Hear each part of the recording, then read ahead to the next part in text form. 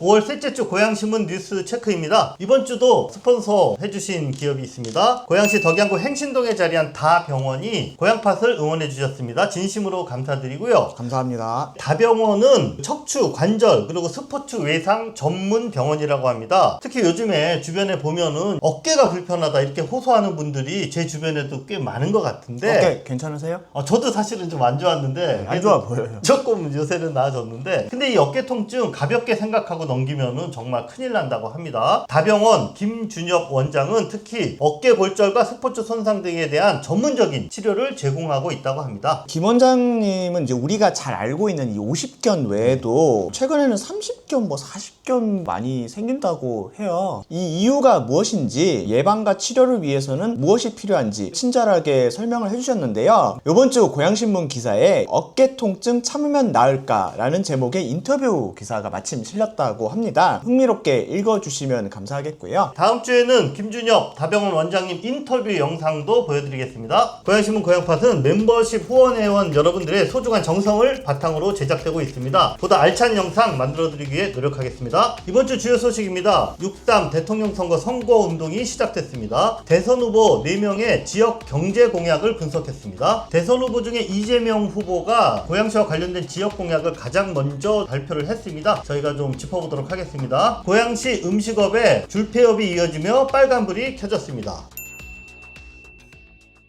네, 12일부터 이제 6.3 조기 대선 공식 선거운동이 마침내 시작이 됐습니다. 고양시 곳곳에도 선거운동을 하는 그런 모습들을 저희가 볼 수 있는데요. 첫 주 풍경이 어땠는지 한번 살펴보셨죠? 네, 일단 각 정당별로 그리고 고양시에 있는 4개 지역위원회, 당협위원회별로 출정식을 이렇게 몇 곳에서 가졌습니다. 저희가 한 곳씩만 좀 사진으로 살펴보면 여기는 12일 주염역에서 진행된 더불어민주당 고양정 선거운동 출정식 모습이고요. 김영환 국회의원과 시도의원들 모습 보이네요. 자, 이번에는 마두역 광장에서 진행된 국민의힘 고양병 선거운동 출정식 모습이고 마찬가지로 김정엽 당협위원장 그리고 국민의힘의 시도의원들 모습을 볼 수 있습니다. 네, 첫 주 선거운동 분위기 살펴보시니까 어떠시던가요? 지역에서 선거운동을 하면 그 지역의 맞춤 공약을 집중적으로 좀 이야기하는 이런 게 주가 돼야 되는데 아직 당의 구체적인 공약이 나오지 않은 상황이라서 초반 기선 제압을 위해서 어떤 정치 공방 이런 거를 주고받는 이런 분위기로 좀 흘렀습니다. 우선 더불어민주당은 이번 조기 대선이 아무래도 윤석열 전 대통령의 비상계엄과 이어진 탄핵으로 인해서 치러지는 모양새잖아요. 그러다 보니까 더불어민주당은 윤석열 세력의 반란 시도 아직 끝나지 않았다. 이번 대선에서 이재명 후보가 압승을 거둬야 반민주적, 반역사적 반란 시도를 근본적으로 끝낼 수 있다. 자, 이런 점을 강조를 했습니다. 반면에 국민의힘의 경우는 이 최종 후보가 마지막 날 결정되는 진통 끝에 조금은 준비가 덜 된 모습으로 혼란스럽게 출발한 이런 모습을 좀 볼 수 있었고요. 그렇다 보니까 초기 선거운동에서 이재명 후보는 믿을 수 없는 사람이다. 반면 김문수 후보는 꼿꼿하고 정직한 사람이다. 이재명 후보를 공격하는 집중하는 모습이었습니다. 또 아울러서 이재명 후보가 대통령이 되면 국회 권력 그리고 행정 권력을 모두 거머쥐게 되니까 정말 두려운 상황이 올 수도 있다라면서 권력 견제론에 호소하는 데 집중했습니다. 이번 주 화요일에 이재명 후보가 고양시를 방문한다고 하더라고요. 김문수 후보도 뭐 조만간 고양시에 유세를 한번 올 것 같은데 후보들이 직접 또 고양시에 방문하면 그 모습이 어떨지 많이 관심을 가질 만한 사안일 것 같아서 이런 내용들도 좀 잘 체크해서 저희가 보도를 해드려야겠죠? 네, 그렇게 하겠습니다. 4명의 대선 후보별 10대 공약 중에서 지역 경제 관련 공약을 중심으로 좀 묶어봤습니다. 아무래도 경제가 가장 심각한 상황이니까요. 일요일 저녁에 첫 대선 토론회가 있었는데 그 주제도 바로 경제 관련 주제였습니다. 타이밍이 이렇게 좀 맞았네요. 네, 아무래도 말씀하신 것처럼 경제 문제가 가장 좀 주요한 쟁점 사안이고 많은 사람들이 관심을 가질 만한 사안이잖아요. 국가의 어떤 경제적 과제와 지역 경제 과제가 이렇게 딱 구분되기는 좀 어렵긴 해도 그래도 나름대로 우리 지역과 좀 연관성이 높은 이런 내용들을 묶어서 남 기자님이 좀 정리를 해주셨는데요. 후보별로 어떤 공약들이 눈에 띄나요? 예, 우선 이재명 후보 같은 경우 이제 지역 경제 활성화 방안으로 제가 좀 살펴봤을 때 아무래도 좀 국가 주도의 대규모 인프라 구축을 통한 선장 전략, 이 지역 균형 발전 공약으로 눈에 띄었던 게 GTX를 전국으로 확대하겠다. 급행철도를 5대 광역권, 더불어민주당뿐만 아니라 뒤에 이제 국민의힘도 마찬가지인데 초과 광역권을 기반한 이제 메가시티를 공통적으로 공약으로 내걸고 있는 것 같더라고요. 5대 광역권, 3대 특자도 이렇게 해서 국가 교통 인프라를 국가 단위로 이렇게 만들어내겠다 이런 내용들이 좀 있었고요. 광역권을 거대하게 이제 구축을 해놓는다는 거는 그만큼 중앙 정부의 이제 권한을 이양하겠다라는 공약도 같이 따라가야지 이제 의미가 있는 거기 때문에 여기 뭐 행정 재정 권한 이양이라든지 공공기관 지방 이전 확대 이런 걸 통해서 뭐 지역 주도의 경제 거버넌스를 강화하겠다 이렇게 얘기를 하는데 하는 김에 특례시도 권한을 더 줘야 되는 거 아닌가. 네.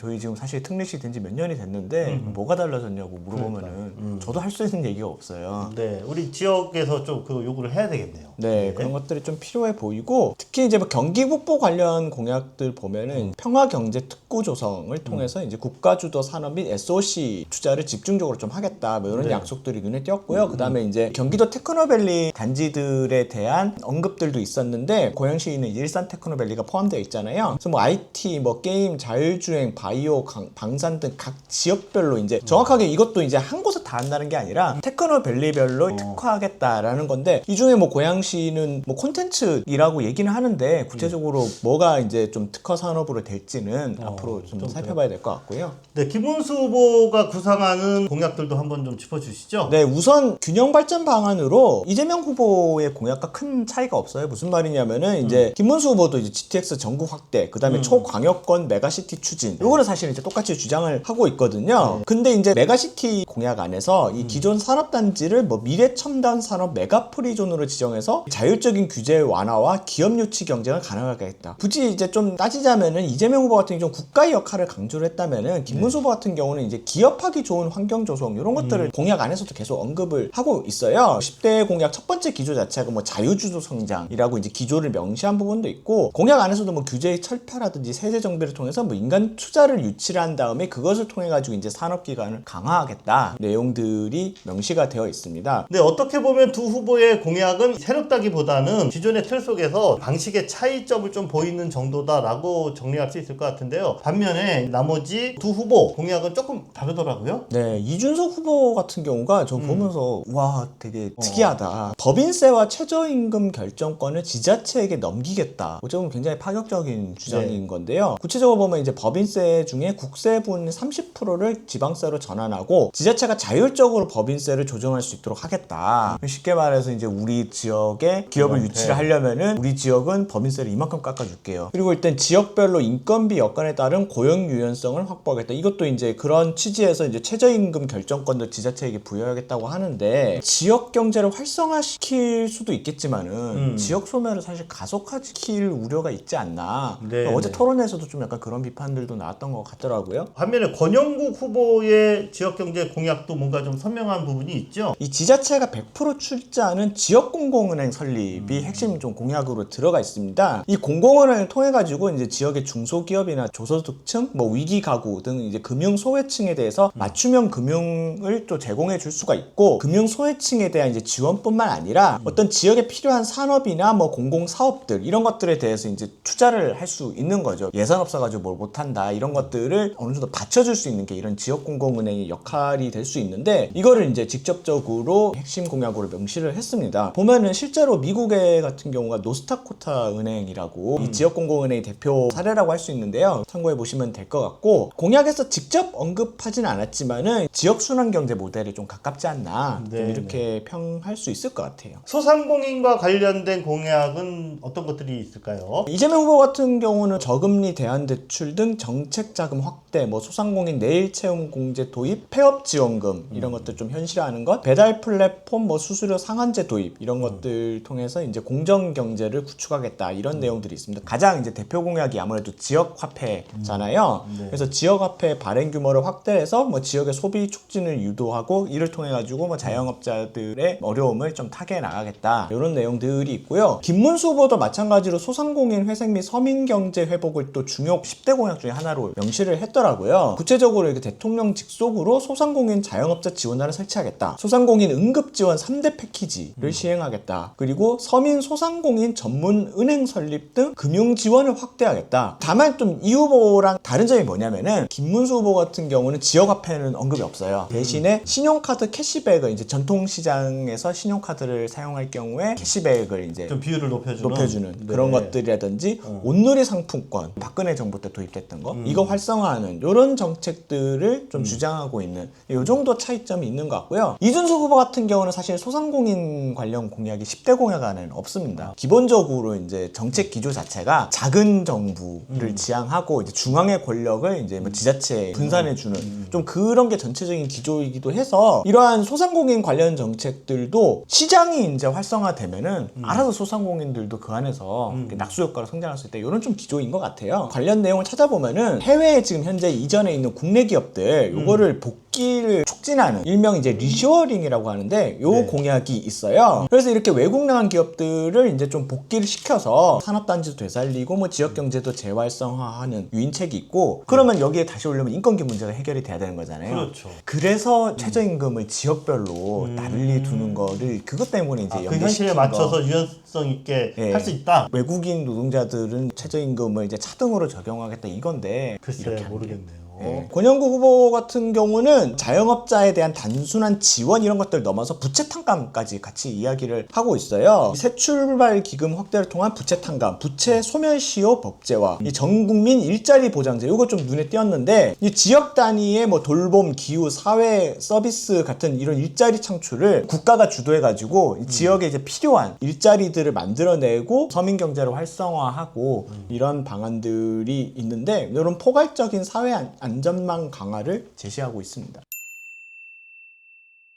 고양시 지역과 관련된 공약을 구체적으로 다시 한번 들여다보겠습니다. 아무래도 이재명 후보가 고양시 관련 공약을 좀 구체적으로 별도로 발표하기도 했네요. 아무래도 이제 지역구 국회의원이 4명이나 있다 보니까 그렇죠. 이 지역의 좀 주요 현안들을 일찌감치 좀 준비를 하는 모습을 봤어요. 이제 뭐 필요한 거 있느냐 뭐 이렇게 해가지고 다 모아가지고 이제 아마 대선 캠프에 전달을 했을 것 같고 반영이 좀 많이 된 것 같은데 반영 내용 보면은 눈에 띄는 게 아레나 뭐 현대미술관 컬처밸리 방송영상밸리 킨텍스 제3전시장으로 이어지는 문화산업 중심 도시를 완성하겠다. 고양시의 뭐 미래 먹거리, 산업 기조 이런 것들을 이제 명확히 좀 제시를 한 거죠. 문화 콘텐츠 중심으로. 네. 그리고 아무래도 가장 관심 또 많이 모으는 게 이제 교통공약일 네. 텐데 인천 2호선 고양 연장 발표가 되었던 거지만은 적극 추진하겠다 이런 내용 외에도 순환트램 민선 8기 들어와서는 이제 별로 진척이 없었는데 이거를 이제 대선 공약으로 이제 언급이 되어 있고 그 다음에 이제 경의중앙선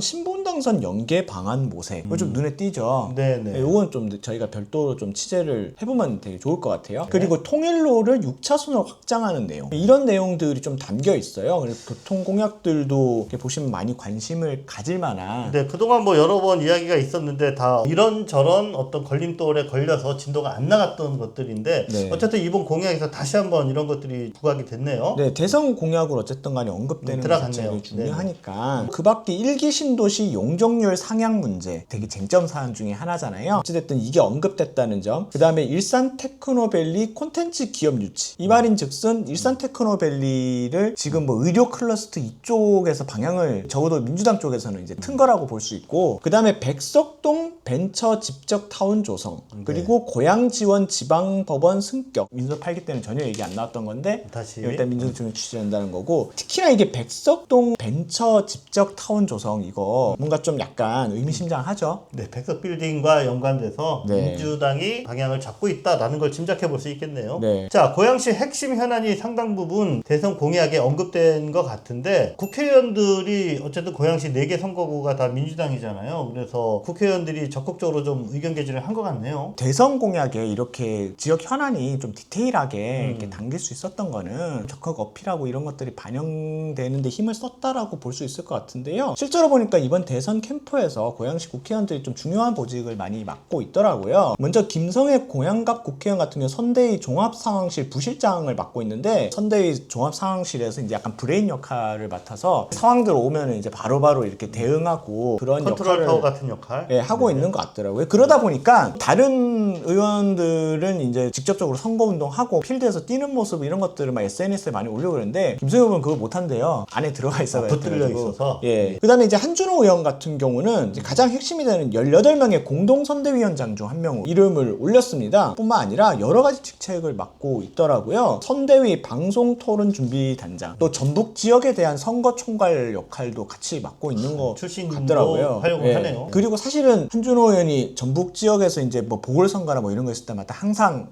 거기에 지원 유세를 가고 있었던 그런 기억이 나서 아무튼 뭐 이번 선거에서 중요한 역할을 담당하고 있지 않나. 이기현 고양병 국회의원 같은 경우는 선대위에서는 재외국인 위원장을 맡고 있더라고요. 이분이 민주당의 당직자 오래 활동을 했잖아요. 그때 재외국민 투표라는 거를 처음으로 이렇게 실무를 세팅을 한 그런 경력이 있더라고요. 그래서 아마 그쪽에 딱 특화된 그런 직책을 맡은 것 같네요. 그 외에도 이제 좀 고양시 선거운동을 이제 다들 열심히 또 하지만은 이것도 SNS에 굉장히 좀 적극적으로 올리고 관련 소식을 빠르게 전달해 주시고 있더라고요. 그리고 마지막으로 김영환 의원 같은 경우는 이제 총괄특보단의 상황실장을 맡으면서 마찬가지로 지금 선거운동에 굉장히 적극적으로 활약을 하고 있습니다. 고양시의 주요 현안들이 공약으로 들어갔다라는 거는 눈에 띄는 부분인데 또 선거 때 말로 구호로 이렇게 그치는 게 아니라 구체적인 실행 방안들이 논의가 되고 추진이 되는 그런 계기가 됐으면 하는 바람을 가져보네요.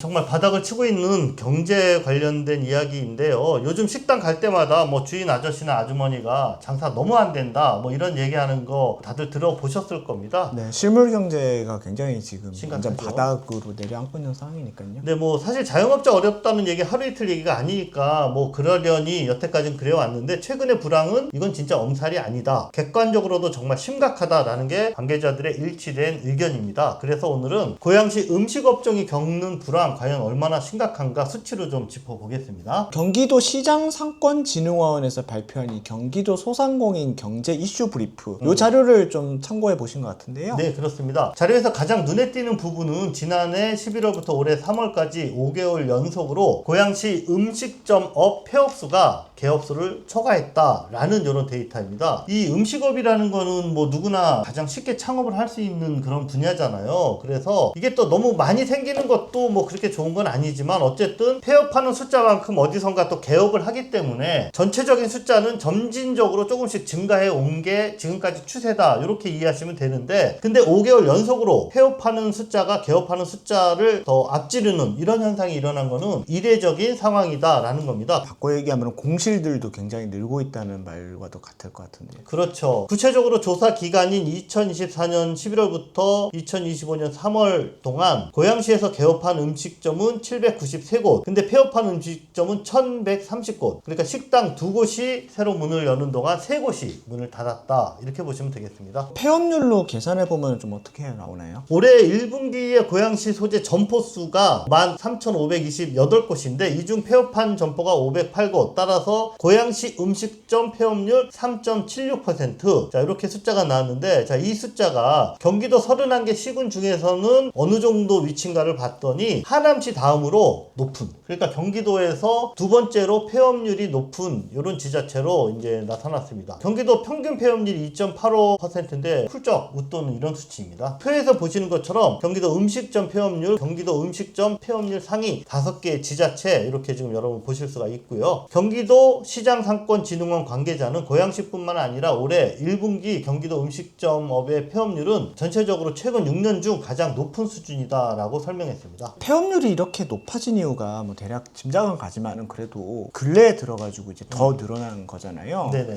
뭐 이유가 정확하게 어떤 것들일까요? 매출은 감소하고 비용은 늘어나고 뭐 이러다 보니까는 정말 이중고를 겪고 있다 이렇게 봐야 될 것 같은데 농림축산식품부 외식업 경영 실태 조사라는 이런 또 데이터를 좀 들여다봤더니 매출액 대비 기본 비용은 식자재, 원가, 그 다음에 인건비 이 두 가지만 딱 포함하는 거거든요. 이 비율이 6년 전에는 56.2%였는데 지난해는 69.7%. 쉽게 말해서 10,000원짜리 하나 팔면 전에는 어쨌든 5,000원이 남아서 이 5,000원에서 월세도 내고 뭐 수수료도 내고 또 광고비도 지출하고 이렇게 했는데 최근에는 3,000원밖에 안 남는 거예요. 그러니까 이 3,000원 안에서 각종 비용 빼고 나면 실제로 사장님이 손에 가져갈 수 있는 게 없는 이런 상황이 된 겁니다. 이러다 보니까 수도권 음식점업의 평균 영업 이익률은 동기간에 20.7%에서 5.5%, 정말 4분의 1로 큰 폭으로 감소를 했습니다. 그렇다고 이익률이 이렇게 낮아졌다고 해서 음식값을 갑자기 올리는 것도 정말 어렵다고 해요. 우리 소비자들 입장에서는 그렇잖아도 야 이거 음식값 너무 올랐다, 재료비에 비해서 너무 많이 올리는 거 아니냐, 오히려 이런 얘기가 지금 나오고 있잖아요. 그래서 주교동에서 15년간 식당 운영을 한 사장님 얘기를 들어봤더니 식자재 값이 엄청 올라 음식값 올리고 싶은 마음이 있지만 지금 있는 손님마저도 떨어질까봐 그렇게 마음대로 하지도 못한다. 주교동은 이제 시청과 또는 연관된 분들의 어떤 회식 이런 게 그동안에는 좀 좋은 상권이었는데 이제 회식은 옛날 얘기가 됐을 정도로 눈에 띄게 줄었다. 그래서 정말 답답하다라고 호소를 했습니다.